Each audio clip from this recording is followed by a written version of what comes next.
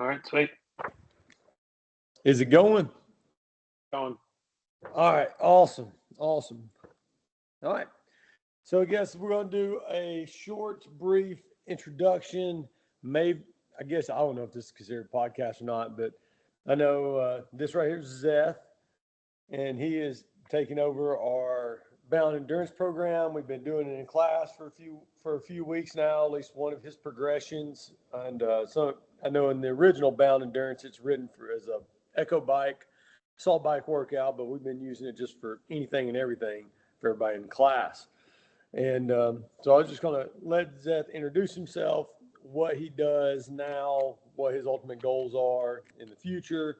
And then we're going to dive into like some of his programming ideas and philosophies and methods and how and why we chose to go with his training efforts in line with what we do in the gym already. So go ahead, introduce yourself, and tell us a little bit about yourself, all the stuff you've done, do, etc., and all that. As you can tell, he is a bike rider, showing off his bike in the back of the screen. Yeah, I got both of them right behind me. That nice Trek. Yeah. Yeah, I'm Seth. I think I've been a member at CrossFit Bound for, 2 years now. Man, has it been 2 years? Wow. Maybe not awesome. Like a year and a half at least. But anyways, yeah, so I've been I did CrossFit right out of the gate, out of college. And it was what I wanted to do. It helped me stay competitive, helped me stay fit. And then, to be honest, I work in the office 8 hours a day, and I just wanted to get outside more. So I was like, well, running and biking, that would get me outside a little bit more. So shifted from full CrossFit to kind of half CrossFit, half triathlon training, and run training. And then slowly, I've been kind of leaving the CrossFit training and kind of focusing on triathlon full training. I know Brandon's going to hate me saying that. But yeah, so a couple things I've done. I did a marathon in 2019, kind of off the whim, while I was doing an internship in between playing lacrosse in college. Had nothing to do, so I figured I'd run a marathon. After that, I've done a couple of sprint triathlons, one Olympic triathlon, 150K with you, in the middle of the woods in Blue Ridge, Georgia, on a whim. And then right now, the goal is training for a 70.3 Ironman, which is basically just a half full-length Ironman. Mm-hmm. And then after that, the goal would be early next year to do a full Ironman. And then not just complete it, but I kind of set some aggressive time goals with that. I think I could get through an Ironman at Sankoku. I think I could survive it right now. But I set some aggressive time goals. I want to see what I can do, push myself to do. But yeah. Long term, I would like to get into coaching endurance athletes one-on-one. Right now I work in an office, and I get that I'm new to kind of the endurance game. Still working through my kinks, but in these past 2.5 years, I've kind of figured a lot of stuff on my own that hopefully one day I can kind of take into a client or help someone else out. Yeah, for sure. That's awesome. And I know, like, with your training and like what we discussed before in the side, like, I know when it comes to my endurance training, like, I know what has worked for people, and not just myself, but other people I've used in the years. And we do a lot of time domains, and I usually stick to things like 20 minutes or less most of my training, because I know I've been all about intensity and being able to judge my intensity, and not really trained like for RPE scales, just because I came from exercise science background. So I've been doing this stuff since 2001, man, 20 plus years now. So I got to test that out a lot. Like when I was in school, I was always like the guinea pig for our exercise science teachers and all this other stuff. So I volunteered to do all that kind of stuff. So I always had like a reading on like how my intensities would range for short endurance, long endurance, to be able to last longer, to be able to work for a really short amount of time. Even before I got into CrossFit, like I had these ideas in my head already, and they transferred over to what CrossFit eventually became and what it is now. Like all the stuff you hear people talking about now is what stuff we were talking about back in 2009, 10, 11, 12. It's just brought to the forefront now because of the just the coaches and the awareness that is out there and just the voices that are out there now. But as people can tell, like you're really big on RPE. It's something I like, and it's something I think can help people in the gym out a lot with. And just going over the scale, like RPEs 1 through 10, and being able to judge like where you are in those zones. I know we have a little RPE scale written on the whiteboard right now, and it's kind of, I need to probably change it over to whenever we start my zone to like match those same colors going up and down, like where red's like the highest intensity, then yellow's like caution, and then I believe it's blue, and then it goes down from there.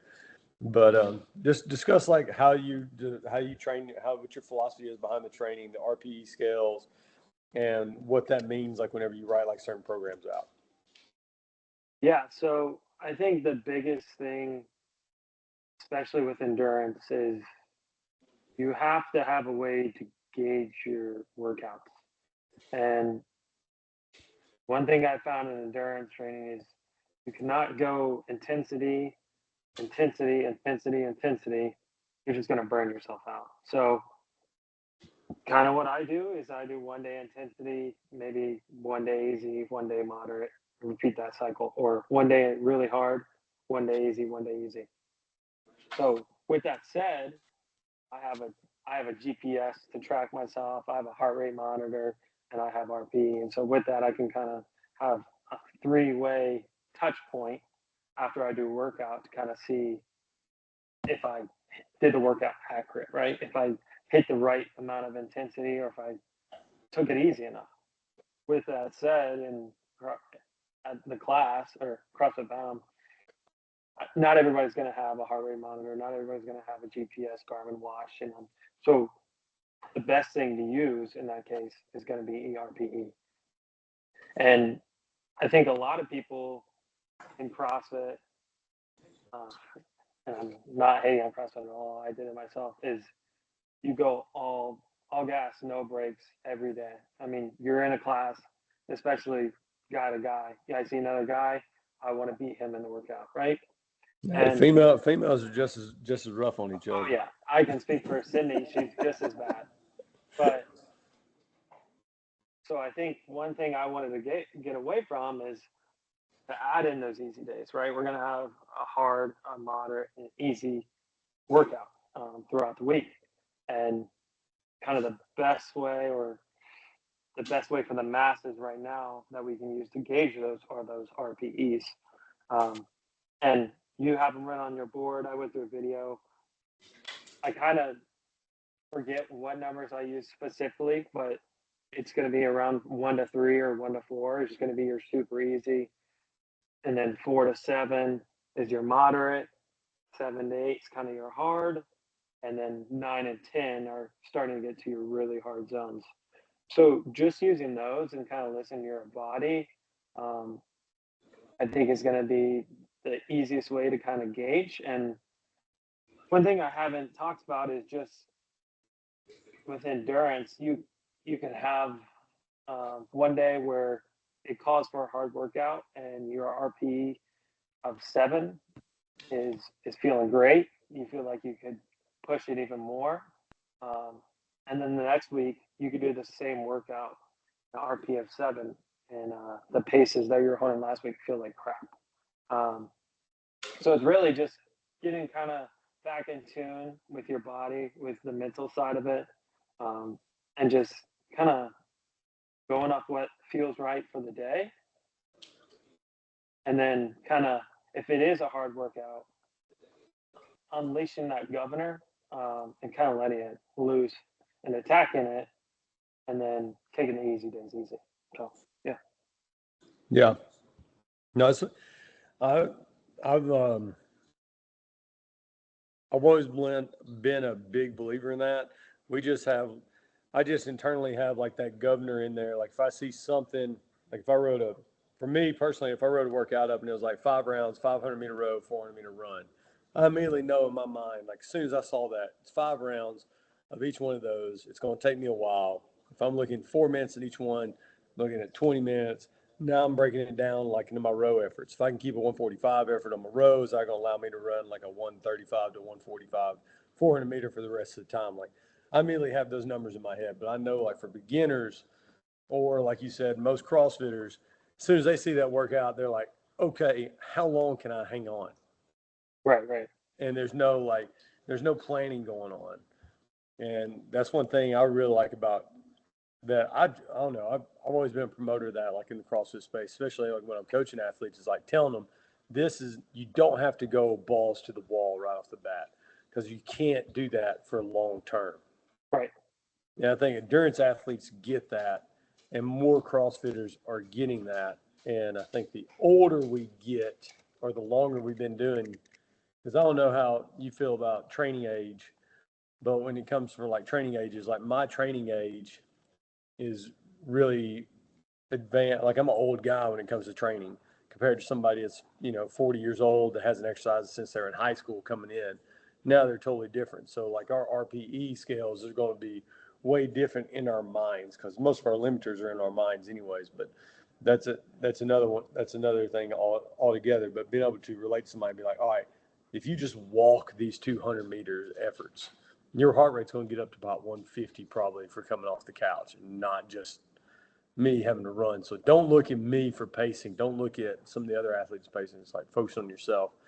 So when it comes to like programming like that, how would you tell people to relate the RPE scale of like a 1 to 4, 1 to 5, 4 to 7? Like how could they judge that internally of where they're at, like speaking wise? Because I know for me, it's always like, we always grew up with like like we were always taught in school, like RPE 9 to 10, like you can't speak. Right. 7 to 9, 1 word sentence, 2, 3 word sentences, like, yeah, or something like really short answers. So is there like any type of like thing for people to look at when it goes to the RPE scales? I think yeah, the most like broad thing that I've seen is what you just said. Like 1 to 4 is you're perfectly carrying on a conversation like you and I are doing right now. And then 4 to 7 would be more of like you can speak in a sentence and you're gonna catch your breath and then you can do another sentence. So not as much conversationally, but you can still talk. And then getting into that moderate is like you can speak one sentence, but then you got to catch your breath and you're kind of winded. And then back to that 9 to 10, you're not talking, you're focusing on giving all you got. Mm-hmm. I think another quick way to do it is just as someone gets more and more experience is just like kind of having that inner dialogue. And what I do is kind of ask myself, okay, this feels great. I'm in minute one of a 20-minute interval. This feels great right now. Do I think I can hold this at minute 18 of this interval? Um, and again, you're not going to have that knowledge as soon as you start, but as you build up more and more workout knowledge, more training days, you're going to be able to say, hey, this feels really good right now, but at minute 18, I'm not going to be able to hold this. So let's bring it back now. I'd rather kind of slow it down now and finish strong rather than go all out right now. And minute 18, 19, 20, I'm not hitting my targets. Mm-hmm. And then I guess that's going to lead into the next question. And this is just a question. I know we discussed this briefly not too long ago. And what I think a lot of people miss just because, I don't know, it's not, it might be lack of education, but like you said, CrossFit, everything was like forging elite fitness. So everybody puts elite fitness with elite times and elite times with elite efforts. And that's like no complaining, no bitching, just go as hard as you can for as long as you can and hang on for a while. But the adaptations that happen inside the body whenever you're doing aerobic work at a certain RPE of 4 to 7 can be way more beneficial, as we discussed, in the long term of CrossFit. Because I see a lot of athletes that come in, take Sydney or you, but Sydney does more CrossFit than you right now. So I'm going to use her for example. Her ability to recover after a workout or to recover and repeat efforts, like when we do multiple AMRAPs back to back, is greater than somebody who just trains sprints or just Right. goes all out effort all the time. Right. And so what's that internal adaptation that we're looking for when it comes to doing this type of aerobic work over and over and over? Yeah. So I think the biggest thing, and you'd agree with from a CrossFit kind of stance, is just consistency, right? And we're gonna hit all ranges, easy, medium, hard, or easy, moderate, hard, to kind of balance our, we'll call it our power curve or our training curve. But at the end of the day, our goal is to come back and feel good tomorrow so that we can train tomorrow. And then the next day, feel good the next day. And everyone wants to kind of know what's that one hero workout that someone is doing to get them to the Olympics, to get them to a 2 hour, 15-minute marathon. And I think from everything I've read, everything I've seen, and now from my own training standpoint, everything I see in my training, there is no one hero workout that I do over and over that's helping me improve. It's the day in, day out. I'm consistently there. I'm not super sore. I'm not super tired. I'm there every day. And now those workouts are just building and stacking on themselves. So I think that's the biggest thing is just if if you have to, let's say the workout of the day are the sprints. If you have to bring it down, the effort down to a 7 on the RP so that you can come back tomorrow and work out tomorrow, that's more important than going an RP of 10 and hitting those sprints as fast as you can. Another way to say it is feel when you're finished with a workout, you should feel like you have an interval in reserve almost. You should feel like you have one more that you could do, but you stop there. That way tomorrow you're not wrecked. Right.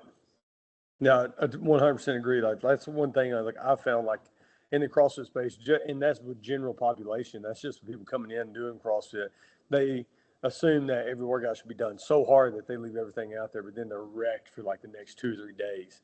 Right, right, And I know for me personally, like all my workouts, like I want to be that 80 to 85% effort range because I know I can recover and come back the next day and I can do something else. right. I remember I had a conversation with Kristen Humphreys whenever she was working with me a little bit, and she was like, "You need to take a rest day." And I was like, "You obviously don't know me. I've done 6, 7 days a week for years of training Right. like that. My rest days are like low effort days. Like when I come in, I just do like a steady state aerobic day for like 40 minutes. Now my heart rate doesn't get above like 130 or Right, something right. like that. Like it stays super low, just nice moving, stretching for a little while. Now I'm still going to do something every day. But if I went and did the same 40-minute workout and I kept my heart rate at 160 the entire time, like I'm going to be wrecked. Yep. Not just physically, but my central nervous system, like everything slows down. My mind is foggy. Like I'm just slow. Like nothing's working right. I just feel off. I'm Yeah, yeah. going that hard. So that's what I'm hoping, like being able to introduce these workouts over this summer, especially with RPEs, that it translates into people being able to do those into CrossFit workouts as well. Be like, Yeah. okay, I know I can push here. Let's leave one. We got 7 intervals. We're doing this today. Can I keep one in reserve to come back tomorrow hard? I really like Right. that. Keeping an extra interval in reserve. It's a good. I like. I'm gonna steal that from you. That's right. Sounds good. And then I know we talked about this too before, but the adaptation that comes with it, yeah, it's consistency and building consistency, but also like the cellular level of what's Mhm. going on is like as we're building mitochondria, and we know mitochondria is like the driving force of all the cells in our body. Right. And the more high mitochondria we can build and make them stronger is through mostly low endurance work like zone Hmm. two. I know zone two is a big word going around right now, and I hate saying zone two because everybody else says it in this world. Yeah. But that zone two, zone three style of effort, that is what's building up these mitochondria, these powerhouses in our cell. Not being in 90% of your heart rate and failing and dying and rolling around the ground. Yeah, you do Right. get adaptation out of that, but it's not going to be as great for long-term sustainability as just doing some good aerobic work. Right. And then, like you said too, like, I don't know, have you ever looked at Glassman's old stuff? I know you're still kind of new into CrossFit and haven't been around as long as I have, but Yeah, no, if not you ever as go much. back and look at some of Glassman's old stuff, like 2001, like you can go back to CrossFit.com. I don't know if you can do it now, but I've done it before in the past, where we went back and we took some of the workouts that he originally designed. And just like you have, like in your endurance programming, what you mentioned earlier, you have your hard day, your medium day, and your easy day. Glassman had those programmed into his CrossFit workouts. Like he would have this really hard day, and it wouldn't be like Fran or something like that. It'd be some crazy 5 rounds of 1,000-meter row and 50 bench press at 135 or 50 deadlifts and some Right. crazy hero workout style thing. And then the next day it'd be like a moderate day, something like Helen. And it'd be in that 8 to 15-minute time range. And then he'd have his easy day. His easy day was either like skill work sessions in gymnastics only. And he would do L-sit holds, parallettes, handstands. Like he would do those skills, or he would just do an Olympic lifting day. And Yeah. it'd be like 10 sets of 3, and that would be it. And then you'd have your rest day, and then you'd come back for another hard medium day, and then you have another rest day. And so he had those kind of like internally built back then. It's just the sport of CrossFit. I got so involved with it that so many people started seeing these workouts online. So now you'd be amazed how many people in our gym send me workouts online. Hmm. They're like, dude, this would be a fun workout to do. Yeah. And it's some long ass 15 to 40-minute workout. And I'm like, that's not part of the plan right now. Right. Yeah. Like I'm not just grabbing workouts and throwing them on the board and being like, oh, we're going to do that one today. Like there's a plan to the system. Right. That right now, those are not beneficial for you year round to do. Right. Just like Yeah. triathletes, I'm sure you build up till you have your race, and then you take time off. And Yeah. then just kind of do your thing, have some fun, but no specific times. Right. And I'm gonna throw my buddy Trevor under the bus. I was Which one? Which one? Lampy. Lampy? He's an open gym. He works Oh out yeah. with Logan and Graham. But it's like this Saturday, I just got done with running on the Salt Runner, and I felt good. Like I said, I felt like I had an interval reserve, and him and Logan and Colt and then Grant and then whole crew were doing 400-meter. It was a 4 or 5 rounds of 400 meters, toes to the bar, and kettlebell strength. And he was like, dude, like you'd be good at this. Like it's got 400 meters. You can toes to bar. You can do kettlebell strength. Why don't you hop in with us? I'm just like, sorry, man. Like I feel good enough right now. Feel fresh, but it's not a part of the plan. And I want to hop in with these guys and see if I can hold my own. But like you're saying, it's not a part of the plan. You got to kind of have some discipline there and say no. Focus on kind of a long-term goal. Yeah.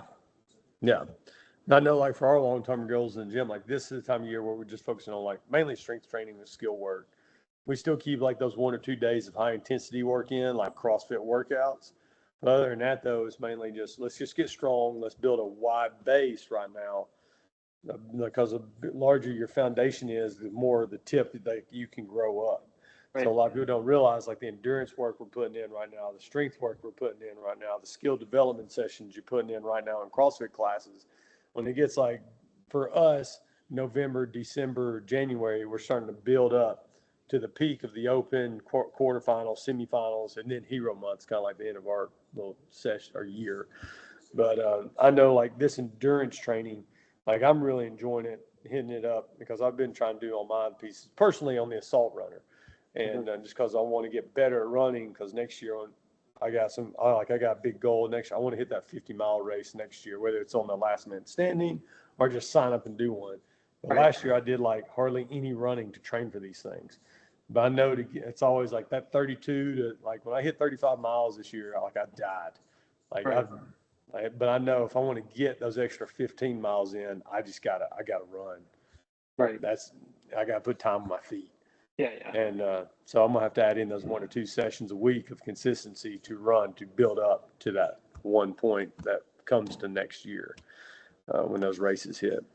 Yeah, and kind of to your point of the base, I obviously CrossFit is, in my opinion, the best thing to get you kind of fit and ready for anything in life. And I think my goal with endurance is kind of just help add on to that. And I think the good thing of the bound endurance, especially right now, is if you wanted to go and sign up for a mountain bike race, or if you wanted to sign up for a local 5K, or if you want to sign up for a big trail race like you guys have done in the past, or we've done in the past, I think hopefully my goal is the training right now will kind of set you up.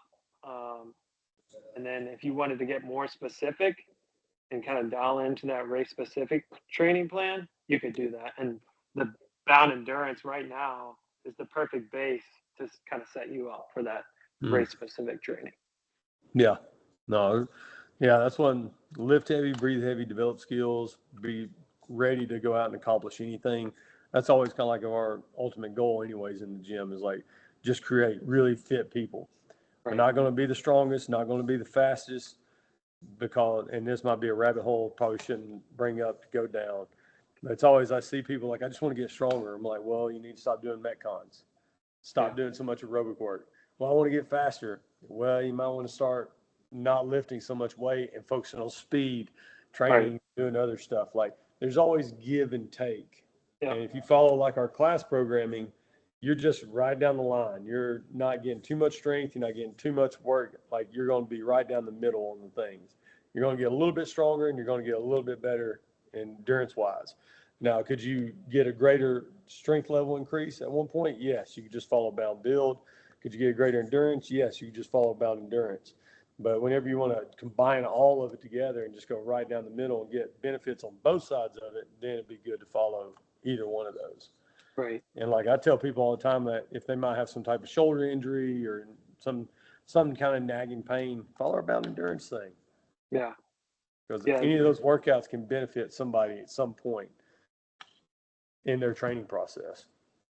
100%. Like to stack on that and just my training the past kind of since the start of this year, my first big block, I wanted to get a sub 25K. That was my big goal. And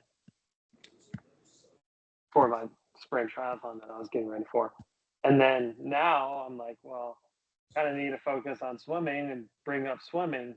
But now my 5K time's going down, right? So, like, kind of like you said, if you want to get strong, you're going to have to stop doing metcons. If you want to get fast, you're going to have to focus on that top end speed. And it's a give and take. And if you want to get really good at something, you're going to have to kind of focus on that and be specific. Or if you want to be really or average to good at something, like in CrossFit, you kind of hit a little bit of everything. Mm-hmm. Yep. Absolutely. Absolutely.